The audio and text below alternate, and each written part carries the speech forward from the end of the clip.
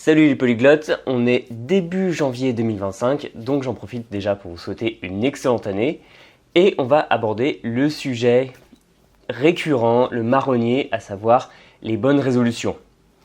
Le jour où je fais cette vidéo, on est le 10 janvier, et c'est le deuxième vendredi de l'année. Et saviez-vous que les anglo-saxons appelaient ce jour le Quitter's Day, c'est-à-dire le jour, pour traduire ça simplement, où on va abandonner. Parce qu'il a été démontré par plusieurs études que la majorité des personnes qui prennent de bonnes résolutions les abandonnent à peu près à ce moment-là. Pour vous donner un exemple, le psychologue Richard Wiseman a fait en 2007 avec l'université de Bristol une étude sur le sujet auprès de plus de 3000 personnes. Et l'étude en question a permis de démontrer que 88% des personnes qui avaient pris de bonnes résolutions les avaient laissées tomber au bout de quelques semaines. Et ce, même si plus de la moitié s'étaient dites confiantes dans leur capacité à tenir ces bonnes résolutions. Pour vous donner un autre exemple, en 2018, la société Strava, donc vous connaissez peut-être si vous êtes sportif, qui fait une application qui permet de suivre ses résultats, a analysé plusieurs millions d'activités et a montré qu'à peu près autour du 12 janvier, la majorité des gens qui avaient eu un pic d'activité avaient laissé tomber. Aussi, j'avais vu en 2020, ça avait été actualisé et cette date d'abandon avait été placée autour du 19 janvier. Tout porte donc à croire que le fait de prendre de bonnes résolutions n'est pas une bonne manière d'insuffler du changement dans votre vie. Alors peut-être que vous avez décidé en ce début d'année de vous mettre ou de vous remettre à une langue, et c'est très bien, mais on va voir pourquoi il ne faut surtout pas le faire sur la modalité des bonnes résolutions et surtout que faire à la place. Pour moi, je vois 4 grandes raisons qui font que votre bonne résolution ou vos bonnes résolutions de début d'année vont échouer. La première, c'est que le plus souvent, quand une personne prend une bonne résolution, et j'ai pu le faire, c'est moins par rapport à une envie, un objectif très précis, que par rapport à un ras-le-bol, que par rapport à une frustration. Parce que généralement, quand on prend une bonne résolution, ça va être soit au début de l'année, ou soit pour son anniversaire, en se disant « là j'ai un nouveau départ, là je remets le compteur à zéro, et cette fois je ne vais pas faire les mêmes erreurs qu'avant, je ne vais pas traîner les mêmes problèmes qu'avant, cette fois je vais m'y mettre ». Donc ça peut être se mettre à une langue, ou généralement c'est se mettre ou se remettre au sport. Et donc ça vient moins d'une envie de faire quelque chose que d'une envie assez abstraite de faire table rase d'une situation qui était devenue insupportable.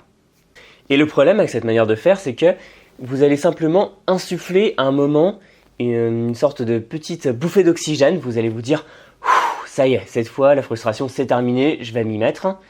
Et vous n'allez pas aller au-delà. Parce que la bouffée d'oxygène est plaisante, le fait de prendre une résolution c'est plaisant, on se dit « cette fois je vais le faire ». Mais le fait de créer un changement profond dans sa vie, dans ses habitudes, c'est beaucoup plus difficile, c'est beaucoup moins plaisant. Et en fait le problème de la résolution c'est qu'elle est en quelque sorte une gratification immédiate, mais il faut la transformer en quelque chose de moins immédiat, une gratification qui va venir beaucoup plus tard et qui va demander un effort. Et ça, c'est quelque chose qui a été démontré par Sophie Lazarus, qui est une chercheuse à l'université de l'Ohio.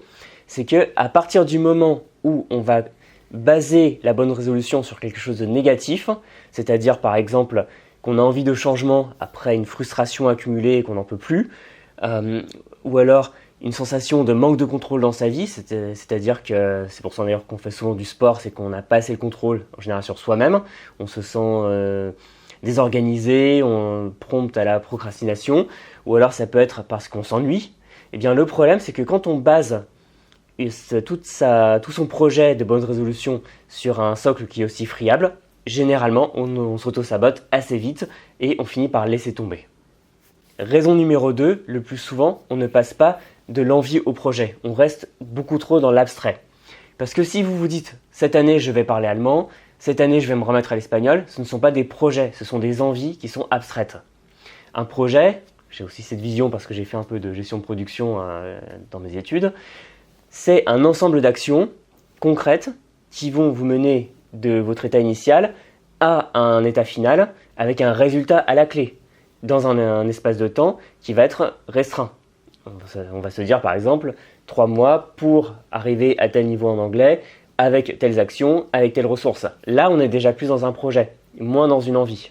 Donc si vous voulez laisser tomber la bonne résolution et passer à un projet, il faut arriver à définir un objectif qui soit réel, bien quantifiable, bien tangible et réaliste. Il faut que ce soit réel, déjà dans un premier temps, pour arriver à mettre en place des actions. Il faut aussi que ce soit réaliste, parce que l'un des pires écueils qu'on puisse avoir quand on prend une bonne résolution, c'est qu'on va généralement viser trop haut. Vous allez potentiellement vouloir trop de changements dans votre vie, apprendre une langue, arrêter de fumer, vous remettre au sport, tout ça à la fois, en peu de temps. Ou alors vouloir atteindre un niveau trop élevé. Et le problème avec les langues, c'est qu'on voit sans arrêt maintenant sur Internet que n'importe qui peut apprendre à parler couramment n'importe quelle langue de 0 en 3 mois, par exemple. Ce n'est pas vrai. Et si vous placez la barre aussi haut, eh bien, vous n'allez pas atteindre votre objectif et donc vous allez vous sentir nul et vous demander ce qui se passe, ce qui ne va pas avec vous-même et vous allez vous démotiver et abandonner. Donc, définir un objectif et créer un projet réaliste. Troisième point, vouloir quelque chose, c'est facile, l'obtenir c'est difficile. C'est ce dont on parlait plus tôt. L'espèce de bouffée d'oxygène est très plaisante, mais elle ne va pas au-delà. C'est bien une bonne résolution. En fait, c'est comme si vous aviez des silex pour créer un feu et vous faites une étincelle. Bravo, vous avez fait l'étincelle, c'est déjà beaucoup. Mais si vous n'avez pas un combustible à côté qui sera votre motivation, eh bien, jamais le feu ne prendra et jamais ça ne fonctionnera. Si vous voulez faire un feu, il faut faire une étincelle sur du bois qui va prendre feu facilement, souffler dessus pour que ça prenne, etc. Il faut l'alimenter. Si vous arrivez à passer de l'étincelle à la flamme, vous avez déjà fait beaucoup de choses, mais ensuite, il faut l'entretenir, cette flamme. Et il n'est pas toujours facile de garder sa motivation parce que quand on a une bonne résolution, on a souvent en tête justement une résolution de nos problèmes. On se dit enfin je vais avoir quelque chose de plaisant, mais on n'est pas prêt forcément à faire tous les sacrifices pour y arriver. Parce que se remettre au sport par exemple, ça implique, je sais pas, d'aller à une activité, d'aller à la salle, quand il fait moche, quand l'hiver arrive, quand on est fatigué, etc. Ce n'est pas toujours plaisant dans un premier temps.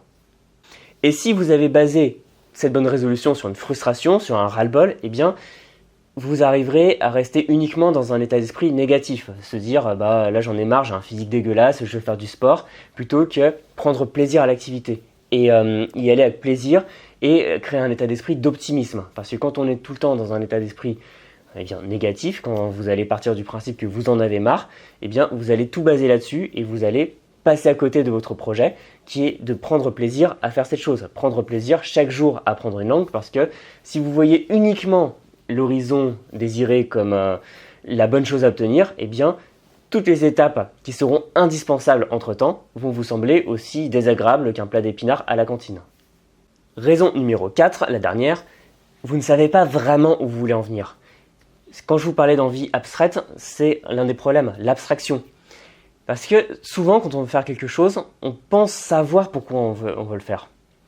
Et je dirais que, quel que soit votre objectif avec les langues ou autre chose, demandez-vous pourquoi, dans le fond, réellement, vous voulez atteindre ce résultat. Parce que si on y réfléchit, prenons le sport par exemple, vu que c'est la bonne résolution numéro 1 de la majorité des gens, qui remplit les salles de sport en janvier, en septembre, et juste après, ça se vide. Généralement, la personne normale ne veut pas faire du sport parce que le médecin l'a dit, parce que c'est bien dans une vie d'avoir un peu d'activité. Non, généralement, quand on veut faire du sport, c'est pour avoir un physique agréable, pour plaire, pour se sentir bien, pour se sentir maître de son corps, pour être moins stressé. Bref, ce n'est pas uniquement pour faire de l'exercice parce que c'est une recommandation des autorités de santé. Non, c'est pour quelque chose de plus profond. Eh bien, les langues, c'est pareil. Et ça, c'est l'une des problématiques majeures, c'est qu'on ne sait pas vraiment pourquoi on apprend une langue. Et si vous ne savez pas pourquoi vous voulez apprendre cette langue, eh bien, vous n'allez pas y arriver parce que vous n'aurez pas assez de motivation pour mener ce projet à bien. Parce que les langues sont souvent traitées comme un vulgaire problème de compétence. On dit apprendre une langue pour ajouter une ligne sur le CV. Alors, une ligne sur le CV, c'est super, je ne vais pas dire le contraire, mais personne dans le fond n'apprend une langue pour ajouter une ligne sur le CV. Ça ne marche pas comme ça. Et donc, si vous ne comprenez pas la raison profonde qui vous pousse à avoir ce ras-le-bol, cette envie de prendre une bonne résolution et de vous mettre ou de vous remettre à une langue, eh bien, vous ne comprendrez pas ce qui vous motive, vous ne connaîtrez pas les leviers sur lesquels vous pouvez appuyer pour maintenir votre envie, même dans les moments où vous aurez des plateaux, des coups de mou, des démotivations, qui seront normales et inévitables dans n'importe quel projet. Alors faut-il laisser tomber les bonnes résolutions? Faut-il considérer que c'est quelque chose de stupide? Oui et non. Je vous conseille de garder cette envie, garder ce projet, et de le transformer en quelque chose de beaucoup plus tangible. Parce qu'on peut très bien décider sur un coup de tête, un 1er janvier, d'apprendre une langue. Et pour vous donner un exemple qui est vraiment réel, un 1er janvier, je me suis dit, tiens, je vais apprendre l'italien, et j'ai continué à apprendre l'italien. Ça aurait été dommage de me dire, non mais c'est ridicule de faire une bonne résolution et d'apprendre une langue sur un coup de tête, il faut arrêter. Non, il vaut mieux continuer. Mais il faut le transformer, il faut transformer l'essai. Ne pas rester seulement dans la bonne résolution, mais passer à quelque chose de plus profond et à développer une habitude. Donc, à partir de tout ce qu'on a vu, eh bien, créez ce projet. Si vous voulez, d'ailleurs, j'ai une formation qui s'appelle Démarrage rapide qui va vous aider en 7 jours à passer de l'envie à l'action.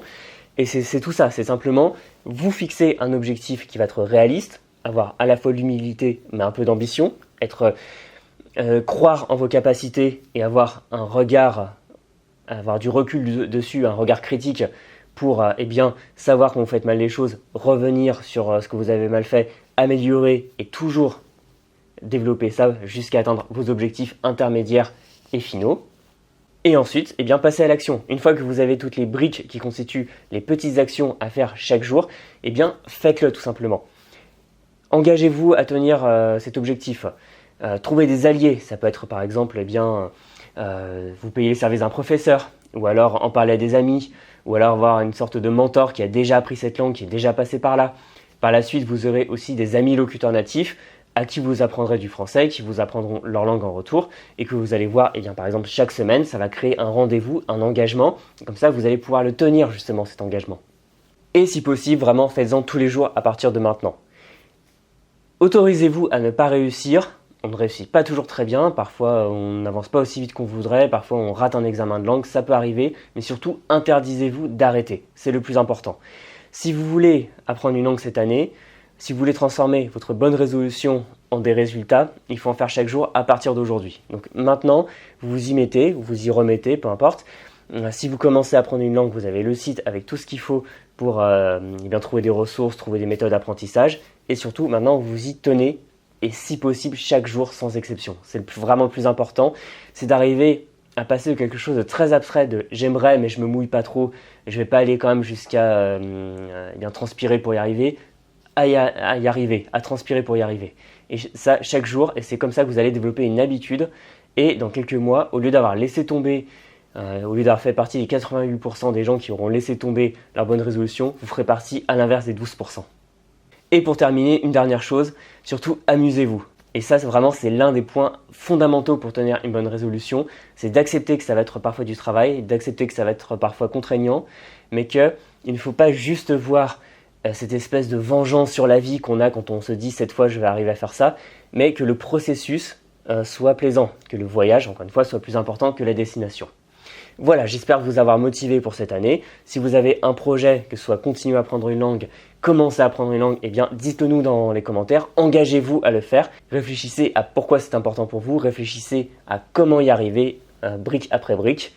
Et si vous vous intéressez à l'apprentissage des langues, j'ai créé une mini-formation gratuite de plus de 40 minutes qui s'appelle 25 techniques pour apprendre votre vocabulaire, qui va vous montrer justement des techniques concrètes pour passer de l'envie abstraite à quelque chose de bien réel, c'est-à-dire apprendre une langue, apprendre le vocabulaire d'une langue. Et vous pouvez vous inscrire gratuitement en cliquant sur le lien dans la description. Je vous remercie d'avoir regardé cette vidéo, j'espère qu'elle vous aura apporté cette étincelle de début d'année, et vous pouvez bien sûr vous abonner à la chaîne pour ne rien manquer de la suite. On se dit à très bientôt, bon courage, salut.